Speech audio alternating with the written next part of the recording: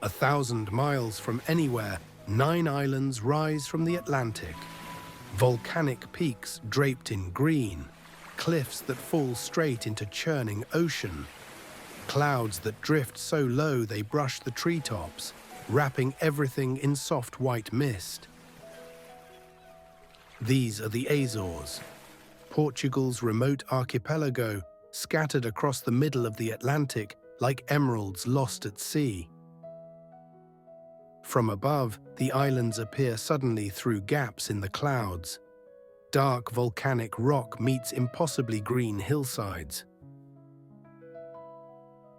The ocean shifts between deep blue and turquoise as it approaches the shore. Waves break white against black sand beaches.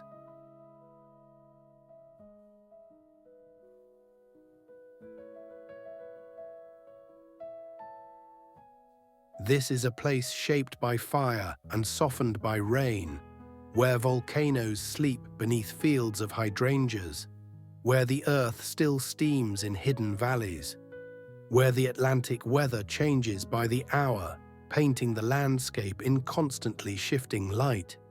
The air here tastes of salt and flowers. Trade winds blow steady and cool. The sound of the ocean is never far away, a constant rhythm beneath everything else. These islands exist in their own world, too far from continents to be anything but themselves, isolated enough that nature writes its own rules, close enough to the Gulf Stream that life blooms in every shade of green imaginable. The first settlers called them the islands at the end of the world. Standing here now, surrounded by ocean in every direction, that feeling remains. Remote, beautiful, untouched by the rush of modern life. The Azores wait, patient as always, wrapped in mist and mystery. The earth here remembers its violent birth. Black volcanic rock covers hillsides, twisted and frozen mid-flow. Craters dot the landscape, their rims softened now by centuries of grass and moss. Steam rises from cracks in the ground, a reminder that the fire below never truly sleeps. These islands were born from the ocean floor, magma pushing upward, eruption after eruption, building mountains that eventually broke the surface of the Atlantic, layer upon layer of lava, ash, and stone. The youngest flows are still dark and raw, sharp edges that haven't yet been worn smooth by wind and rain, fields of broken rock where nothing grows, a moonscape in the middle of all this green. But give it time, give it rain and wind, and the patient work of lichens and moss. Eventually, the black rock crumbles, soil forms, seeds find purchase, and life returns, transforming destruction into garden. The older volcanic slopes tell this story perfectly. What was once molten rock is now pasture. Cows graze on mountainsides that erupted centuries ago. Stone walls divide fields built on ancient lava flows. Walk across these landscapes and the ground feels different, lighter somehow. Porous volcanic rock that absorbed the rain and holds it like a sponge. This is why everything grows so lush here, why the islands stay green even in summer. The volcanoes shaped more than just the land. They created the hot springs that bubble up in hidden valleys, the fumaroles that steam in the early morning, the rich volcanic soil that turns every hillside into a garden. Calderas stretch wide and deep, their floors now filled with lakes or forests or farmland. Standing on their rims, looking down into these massive craters, the scale of the eruptions becomes real. Mountains that blew themselves apart. Peaks that collapsed inward, leaving these giant bowls behind. The stone here tells stories in shades of red and black and grey. Layers visible in cliff faces, each one a different eruption, a different moment in the island's fiery history. Some flows thin as paper, others thick as houses. Nature has begun reclaiming it all. Ferns push through cracks in the lava. Trees take root in crater walls. Birds nest in volcanic caves. Life and fire in constant conversation. The volcanoes aren't finished. They sleep, but lightly. The ground warms in certain places. Water boils just beneath the surface. The islands are alive in ways most places aren't, still growing, still changing, still connected to the molten heart of the planet. This volcanic foundation gives the Azores their dramatic character. Steep slopes, dark cliffs, sudden peaks rising from the sea. A landscape that doesn't ease into the ocean but plunges, bold and uncompromising. Fire created this beauty, and the fire isn't done yet. Where volcanoes once erupted, water now rests. Crater lakes fill the calderas, perfectly still on calm days, reflecting clouds and sky like mirrors set into the earth. Some are deep blue, others green or grey, their colors shifting with the light and weather. The most famous sight side by side, separated only by a thin ridge of volcanic rock. One lake blue, the other green, each holding its own chemistry, its own character. Twin craters, twin worlds, born from the same mountain that no longer exists. Mist rolls across these lakes in the early morning. Thick and low, it hides the water completely, filling the craters like bowls of cloud. Then the sun rises, the air warms, and the mist lifts, revealing the water beneath. The shores are steep, covered in dense vegetation that creeps right to the water's edge. Hydrangeas bloom in massive clouds of blue and pink. Cryptomeria trees stand tall and dark. Ferns cover every surface, drinking in the constant moisture. Some lakes sit high in the mountains, reached only by winding roads that climb through forests and pastures. Others hide in valleys, discovered suddenly as the path turns and opens up to water. The silence around these lakes feels complete. No waves, no tides, just stillness. Occasionally, a bird skims the surface. A dragonfly hovers. Ripples spread in slow circles and fade. Rain falls often here, soft and steady. It dimples the lake surface, adding to the water that's been collecting for centuries. These craters catch everything the sky gives them, holding it in deep basins of volcanic stone. The water is cold and clear, fed by rainfall and underground springs filtered through layers of volcanic rock. Some lakes are safe to swim in, others too acidic, their chemistry altered by gases still seeping from below. Trails wind around the crater rims, offering views that change with every step. From above, the lakes appear impossibly blue against the green landscape. Perfect circles or ovals, geometric shapes carved by ancient explosions. When clouds pass overhead, their shadows move across the water like living things. The lake surface darkens and lightens, shifts from blue to grey to blue again. The island's ever-changing weather plays out in these natural mirrors. These aren't just beautiful places. They're reminders of transformation. Violence turned to peace, destruction becomes sanctuary. Craters that once spewed ash and fire now cradle water so still it barely seems real. The lakes breathe with the seasons, higher in winter when rain is constant, lower in summer though they never run dry. Always there, always quiet, always reflecting the sky above and the green world around them.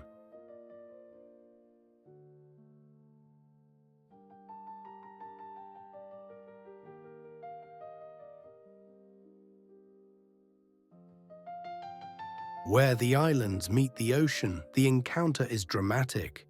Cliffs rise straight from the water, hundreds of feet of dark volcanic rock stacked in layers and columns. The Atlantic crashes against them constantly, sending spray high into the air. White foam on black stone, over and over, the rhythm never changing. These coastlines don't ease into the sea, they plunge, steep and unforgiving, carved by centuries of waves and wind. Every storm reshapes them slightly. Every winter takes another piece. The ocean is patient, relentless, slowly reclaiming what the volcanoes built. From the cliff tops, the view stretches to the horizon. Nothing but ocean in every direction, deep blue fading to lighter shades where the water shallows near the rocks. On clear days, neighboring islands appear in the distance.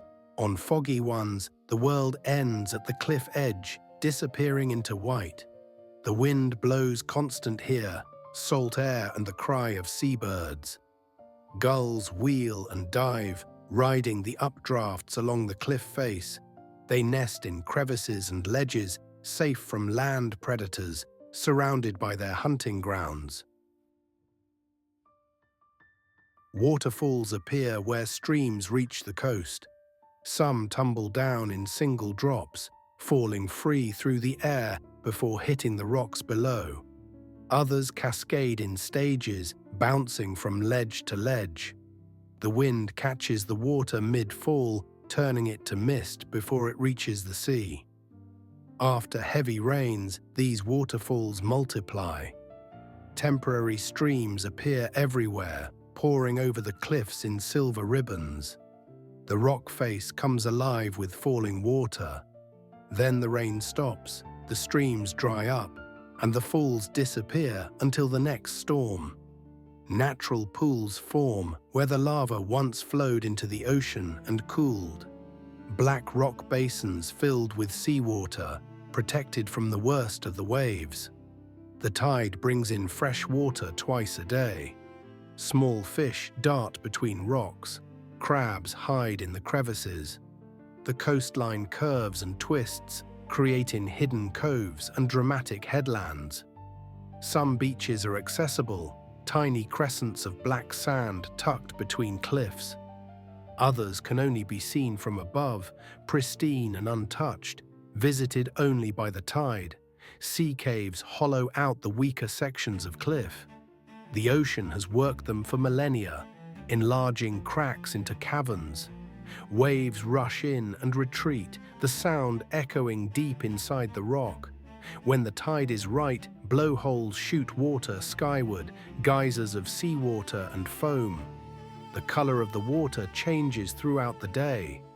Deep indigo in the morning, brilliant turquoise where it's shallow, nearly black under storm clouds. Always moving, always shifting, never quite the same twice. Lighthouses stand on the most exposed points, white towers against the dark cliffs. Their lights sweep across the water at night, warning ships away from these dangerous shores. In daylight, they're landmarks, visible for miles, marking the edge of the islands. Trails follow the cliff tops where possible, offering views that stop the breath. The drop is dizzying, the power of the ocean below humbling. Standing at the edge, feeling the wind, hearing the waves, it's impossible not to feel small. This is where the islands show their strength, where land and sea battle endlessly, neither winning, neither yielding, just the eternal push and pull, the slow dance of erosion and resistance. The cliffs will stand for centuries more, but they won't stand forever. Nothing does against the Atlantic.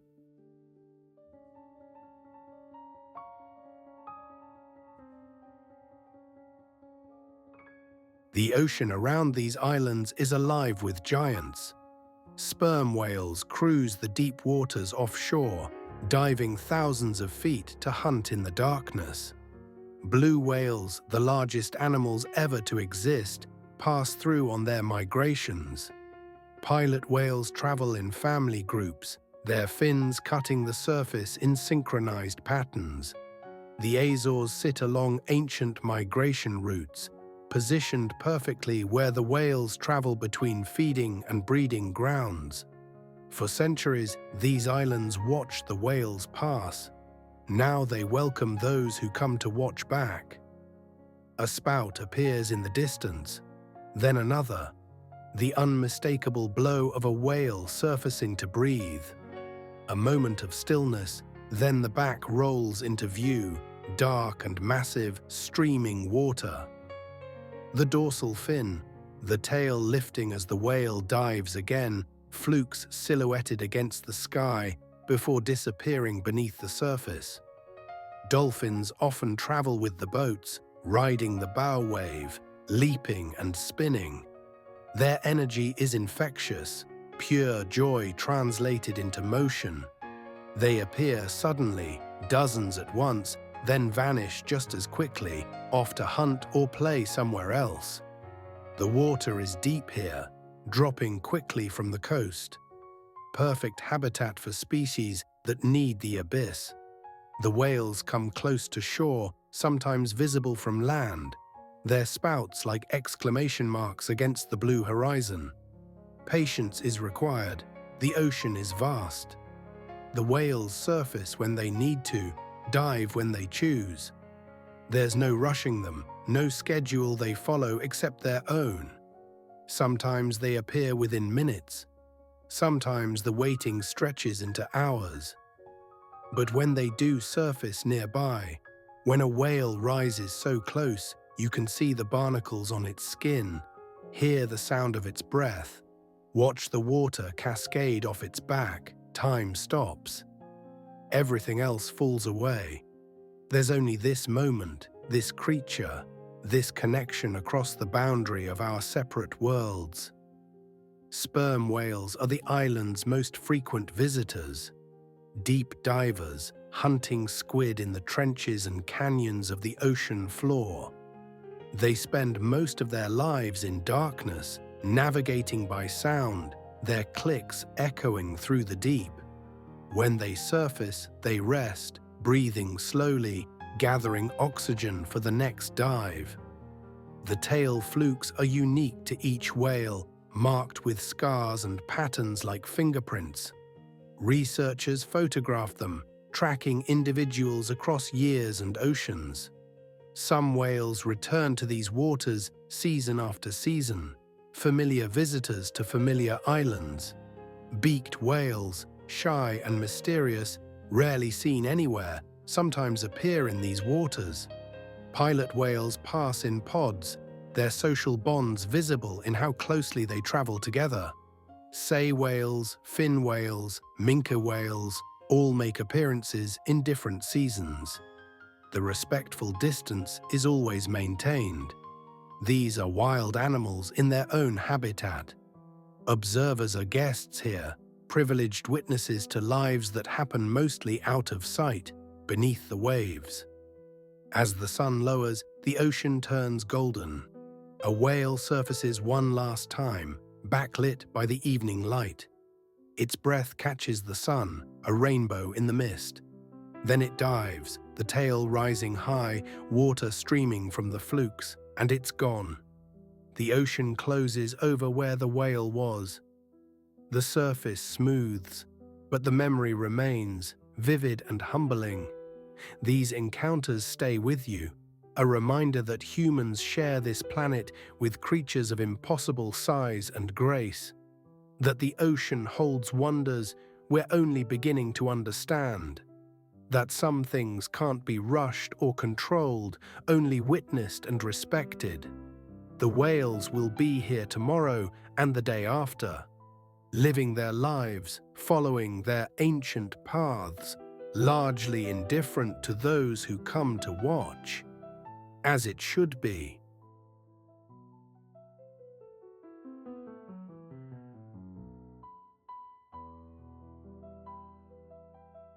Inland, away from the coast, the islands turn green beyond imagination. Forests cover the volcanic slopes, so dense and lush they seem almost tropical. Laurel trees with twisted trunks, towering Japanese cedars planted generations ago, native vegetation that survived since before humans arrived. All of it draped in moss, ferns growing from every surface, the air thick with moisture. These are ancient forests in feeling, if not always in age. The light filters green through the canopy. Bird songs echo through the trees. Streams trickle over rocks, hidden beneath the undergrowth. The ground is soft with decades of fallen leaves. Walking these trails feels like entering another time.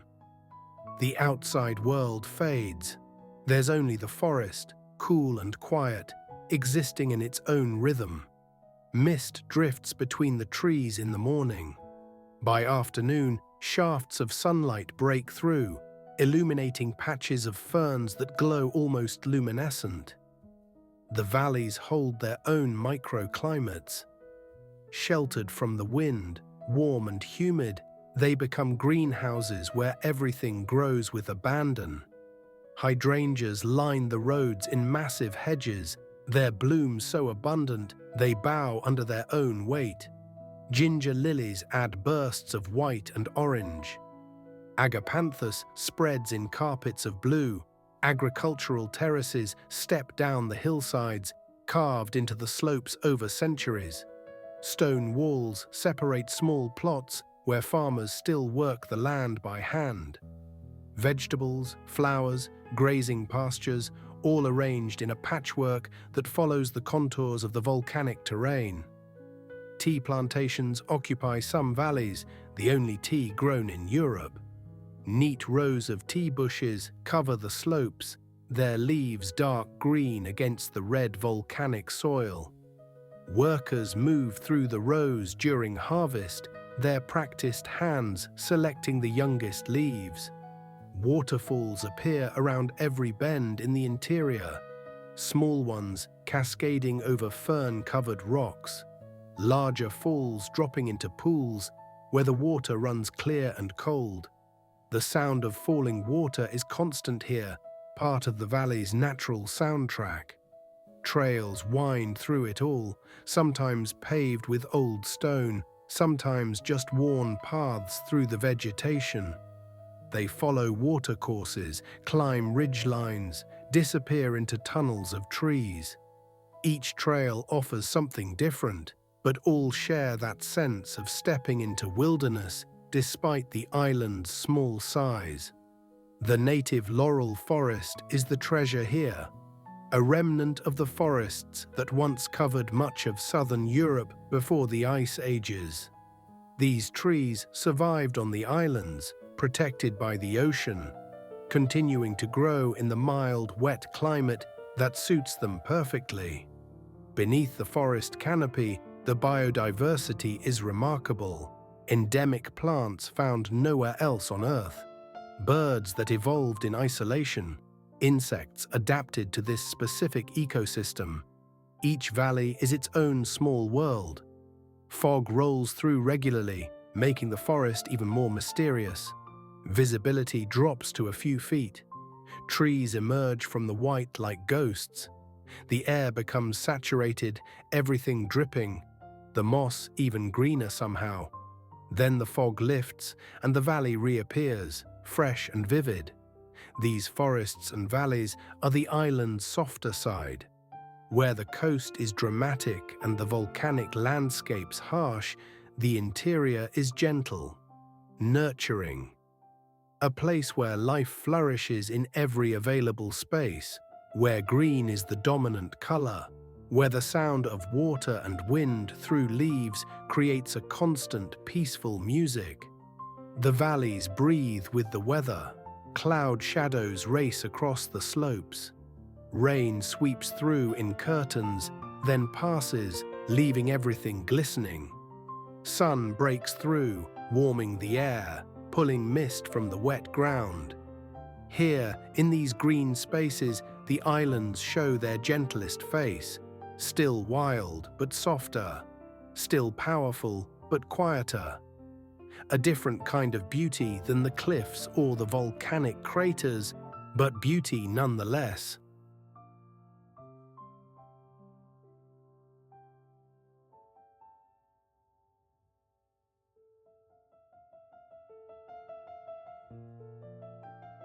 The islands remain as they were found, remote, beautiful, untouched in the ways that matter. Volcanoes sleep beneath green hillsides, whales pass through deep waters, mist rolls across crater lakes at dawn. The Atlantic continues its endless conversation with the cliffs. These 9 small dots in the vast ocean exist on their own terms, shaped by fire, softened by rain, surrounded by water that stretches to every horizon. The Azores don't ask for anything, they simply are. Patient, timeless, waiting for nothing. Some places change you quietly, not through drama or spectacle, but through their presence. Through the way light falls on a mountain slope, through the sound of waves against volcanic rock, through the stillness of a crater lake reflecting clouds. The islands will be here long after visitors leave. The forests will keep growing. The whales will keep passing. The volcanic earth will keep steaming in hidden valleys. This is the nature of wild places. They exist for themselves, not for observers. What they offer is the chance to witness, to pause, to remember what the world looks like when it's left to its own rhythms. The mist closes in one last time, wrapping the islands in white. And somewhere beneath that mist, life continues as it always has. Wild, beautiful, free. Thank you for watching.